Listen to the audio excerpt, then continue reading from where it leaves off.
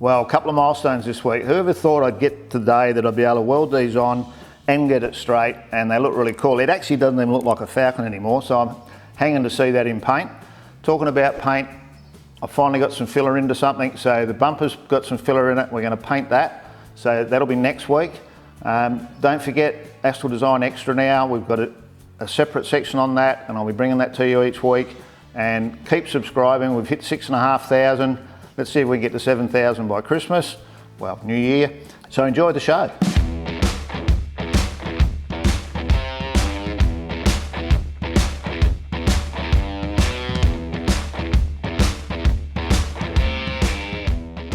So Phil finished up the brake lines last week, and he's just done the ones that we needed to get done to get all our holes drilled. So I'm really happy the way that's come out.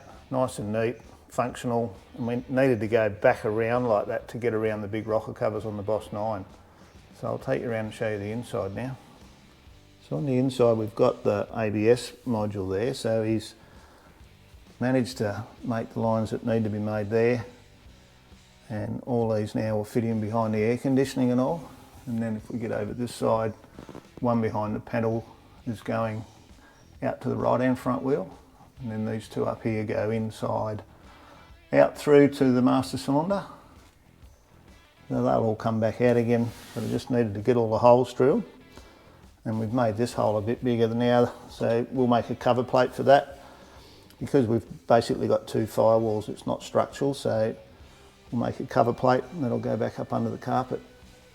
So all the fittings we're using are a Speedflow stainless steel brake fitting. So Phil from Fuelworks, so Phil's on Facebook under Fuelworks, and it's worked with an X, and he can sell those to you if you're looking for brake fittings. So all the bulkheads and you know, all the ones just fit the different master cylinders and different angles and stuff. He stocks all of those, and that's what we're using to make sure we've got the right effect. So another little job we've been doing is washers. So, you know, ABC Falcons had these little washers. So, you know, they're a copper thing from the factory, basically a little bit of tube with a press in the end of it that fits in there and holds on with that screw and just sits up in there. And there's two issues that I have with that. One is getting rid of the hoses on the engine bay side, and the other's having this little bit of wire that sticks up through there. It always catches up in the chamois or whatever you're using to wipe your car down with. So we've opted to put a universal one on. So I used something similar to this on the Mustang, which was very effective. So all we've done is get a little bit of solid, a bit of 2mm steel, and weld it in to the end of one of these here, and then put a nice radius on it and drilled a hole so it'll mount. Now what that's going to do is enable us to run those hoses probably back that way and down around to the washer bottle. So everything will be out of sight. We'll weld a couple of holes on this side, and that'll just be nice and clean, and it'll work a whole lot better as well. So while we're doing those washers, we took the opportunity to cut this through here. So I talked before about it probably needed 2mm out of it. So we've run the blade down right along the edge there, and it was a little bit out of square as well. So we've taken like 3mm at one end and 2 at the other. And I've just tacked that at the moment. Until I get everything 100% finished, I won't actually weld it up. When I do, we'll just use a TIG and run along there, and virtually won't need, we'll use a little bit of filler wire, but once we've done that, you shouldn't see where we've been. So we've got this panel out the back now, just welding up a few holes and things. I've just decided this corner here is a bit ugly. So I'm just going to trim that straight through that hole. And it's interesting that this hole is offset compared to all the others. So they're sort of center of this rail. So we're going to weld that hole up, move it over center so they all line up, and just trim the little edgy bit off there. So just so you understand what's happening here, this here is a bit of copper. So, you know, it's probably about 2.5, 3mm thick. And I normally put that in from the rear and clamp it down. So when we weld it, you don't have a whole lot of stuff on the back to be grinding off, but it also makes it easier. So we're just going to MIG that up. So we'll get that one done, and then I'll show you what else we've been doing.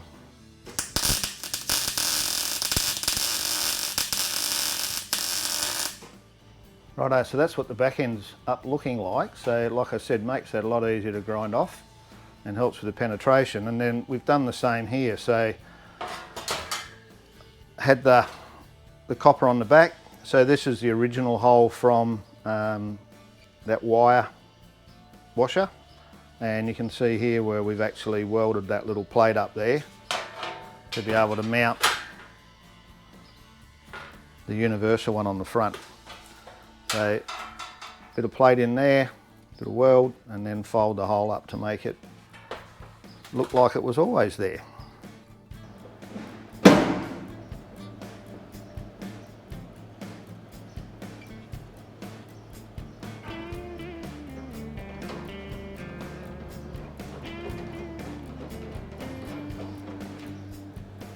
So the last job on this cowl panel was from the factory. These just have like a little tiny screw, Phillips head screw that hold on through here, and they're adjustable, and over the years I've found that's not really very functional. So we've decided to go with a nut cert, and I've done that metric because we've grabbed these bolts that come off the FG, and they're, I don't know where they come off the FG, but somewhere, and they're very similar looking to the ones we're going to run along the top of the guard. So that now gives us a thread, something we can make life a bit easier when we're screwing it together, and then we'll have those running down the middle, and they'll match up with the ones that are on the guard.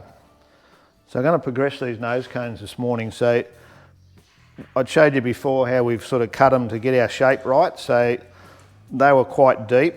What we're doing now is we've actually left little bits on to take our cleco, and then trimmed it back in and run a scribe line down around that with the plan to cut that now so that I can start TIG welding it together. Righto, so I've got all that tack now and taken it off the car obviously, so I've ground up those tacks inside and out, because what I've got to try and fix now is this pull here. So I think it's part to do with the fact that the shape of the guard is that shape anyhow, and then the nose cone tends to not sit square. So like up through here it's good, and down through here is pretty good as well. So I'm just going to have to get the hammers in behind there now and just do a bit of shape on that. So I'll get onto that and sort it out.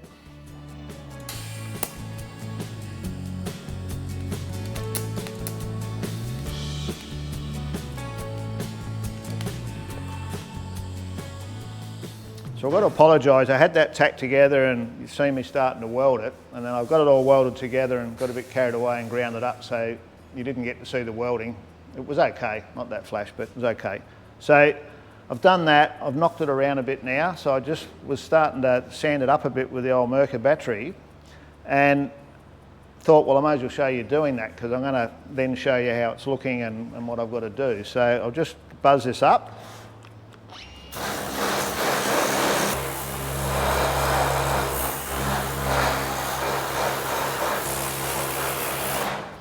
Now I'm really only doing that as a visual thing to make it look a bit better in the video, but I thought I might as well show you me doing it anyhow, because someone might wonder what he did that with. So where we're up to now is, the thing to remember with this is that I moved the wheel arch. So I've actually welded this guard down along here, down that line, and then we took the indicator light out as well. So it's had a square welded in there, and now I've gone and welded the nose cone on that we made. So this whole area is always going to move around a bit, and I had straightened it up pretty close here before. So what we're looking at now is not looking too bad. So the guard has a bit of shape in it. If you come over from the top, mate, you can see there, that's just got a little bit of rock and roll happening. So I'm going to do a heat shrink there and take a bit of metal out of there, because I'm looking for that just to have a nice transition into that nose cone. So pretty happy with the way this is coming out. And then as we go up the top here, you can see there, you know, I'm sort of down to a mil. So I won't do too much more on that. You know, it'd be nice if it was all like that. That's looking real good. Through here, I've ground the top off that. I've been banging it in from the back a bit, but the issue I face now is I've got a high through here. So obviously, you know, welding, I did that in one run with the TIG, and everything's been pushed and prodded quite a lot here. So I'm now going to do a heat shrink here so that I can get it down, because this is looking good there and there. So that's got that nice transition, the same as the bonnet. So what I'd done there, and I think it's still probably holding its shape pretty well. Oh, it's got a couple of bumps in it. So I've made a template off of the bonnet to get this curvature correct. So now I'm going to take that, do a heat shrink there, and I should be able to show you how I'm going to do that. So I'm going to shrink this little high down here, and I think it's just created because of the amount of heat and welding that's gone on. So you need a dolly to come in from the back that's the same shape as what you're trying to create. So this is about the only one I've got that's got that nice shape, so I'm going to bring that in from the back. So I'm going to put that up in there. I'll heat that. I'll find that I need to find the centre, which is about there, and then I'm going to put the heat there, get it red hot. I'm going to put the dolly from the back, try and work the metal into the high spot, give it a good whack in the middle, and then I'm going to cool it with water. So all sounds good. Let's give it a go, see how we go.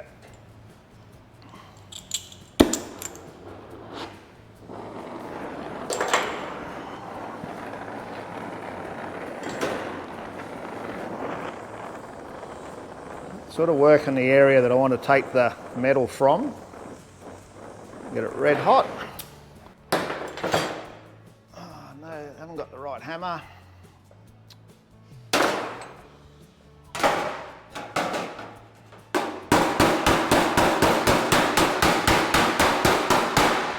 So I'm trying to work that metal into the middle, and I probably missed my opportunity a little bit because I wasn't organised, because I was too busy filming. So now that's actually gone down quite nice, so I might have got lucky. So now I got very lucky. So if you come in there with your camera, so that had that big high in it. So now I've got pretty much a matching shape all the way through, and it's probably a little bit low there. You can see where the file's been running all the way around that. It's touching here and all the way around, so there's a bit of a low there. So I'm going to give that a bit of a hit up. So that's another heat shrink done for this car. So I noticed when I'm doing that heat shrink that I thought I seen a little pinhole. So if you're doing this sort of work, if you get yourself a LED torch, put it in from the back of the job and run it along your welds, if there's a pinhole, you'll see it shine like that. So another little trick to learn is LED from the back, you can run it around your welds and it'll just show up anything you need to do to fix them up.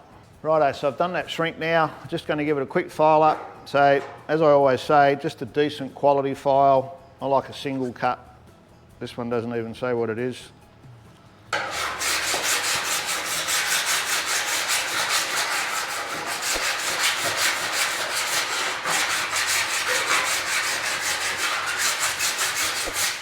So most of the meat, where it sort of sounds like it's really cutting, is where the weld is, which is good. So it's just taking the top off that weld because I've left it a little bit proud. And you can see where that shrink was now, that it's picking up most of that metal. So I'm just going to give that a few taps with the hammer, push it around a bit, give it a few more files and sand it up, and we're just about ready for bulb.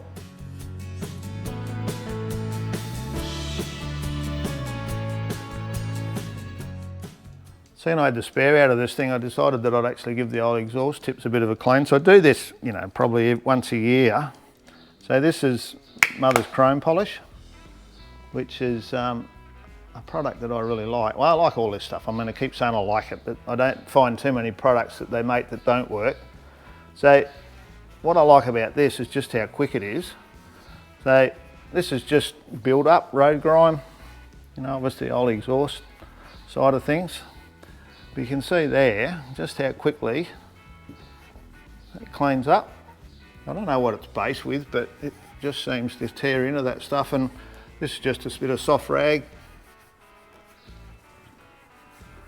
So probably 5 minutes you'd have both of them cleaned up, looking like new. So I've put a couple of hours into the back bumper, primarily to just get some roughed up filler in it. And I'm going to show you how the filler process later. The reason why I'm doing this now and I'm showing you now is we're actually going to put some colour on this next week, so I can show you that before Christmas. And then at Summernats, the bumper will be on the PPG stand, so you'll be able to come along and have a look and see the actual colour on the stand. So I'm going to get some epoxy on that in a minute, check out my lines, bolt it on the car and then continue on with it. It's good when a plan comes together. So previous episodes we've talked about the rear bumper and the fact that we've made it look more like an XB. So we've tipped the XC bumper over and changed the lines and all those sorts of things. So we covered all that previously. Put a bit of bog in it, I've put some epoxy on it now, so that the plan was to get it back on to make sure all my gaps and lines are right. So I've got Darren here now and we're gonna just run a line over it. So this particular job, Darren and I spent a fair bit of time designing it, and then Darren spent a lot of time cutting and shutting and welding. So it's been cut like through here, down through the sides. It's had this little instep put up in the bottom here as well. So what we're going to do now is just run a line along, because I can see a couple of little variations I want to fix. What I'm going to do here is just run this through pretty much on what I would see is like a body line there, and as you can see it's relatively straight, except here, if I do that as a straight line,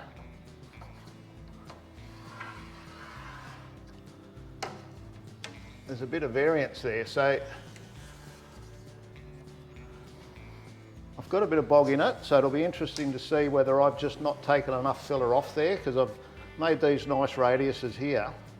And then we've got another line. So this line through here is still a bit wonky, which I'm not fussed about at the moment, but when we go up above, Darren, so if we go sort of there and about the same distance there as about there, what I'm looking to do here is, when I get this back off, it's very difficult when you're doing the filler work to really get your lines super tight, and that number plate's nice and square now, so I'm going to mark that, and then that's going to let me work out exactly what I've got to do. So I'll tape that line, and it actually picks up a little bit here as well, so I'll tape along the bottom of the line and chop down to it, and then I'll tape above that and chop up to it. And I'm looking to get this nice, because we're going to take it up to PPG next week and paint it in the colour so that we can have it at Summernats to show everyone the colour. So wanted to do that. Happy with where we are here. I mean, it's very difficult with the, so this is a fixed panel here. Obviously the bumper's on where we think we need it. We've got a nice even gap around. I mean, I wouldn't say it's perfect just yet, but it's very close. And then I'm going to check the ends as well. So just trying to get a balance and make sure all the lines are right.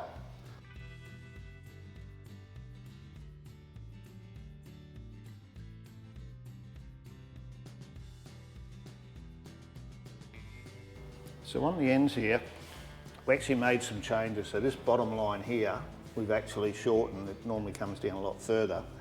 And then the bumper's been moved in, and then Darren's reshaped the actual bumper. It doesn't normally have this step in it.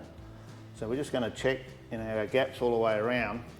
And one thing that did stand out to both of us was through here we can see light through the bumper, but because we've got it tucked in so tight you can't see from the back. So we're just going to add probably 10 mil in behind that light, and just so that when you look from the top you won't sort of go, oh yeah, nice and tight, and then you can see in behind. So we're going to do that when we get it off.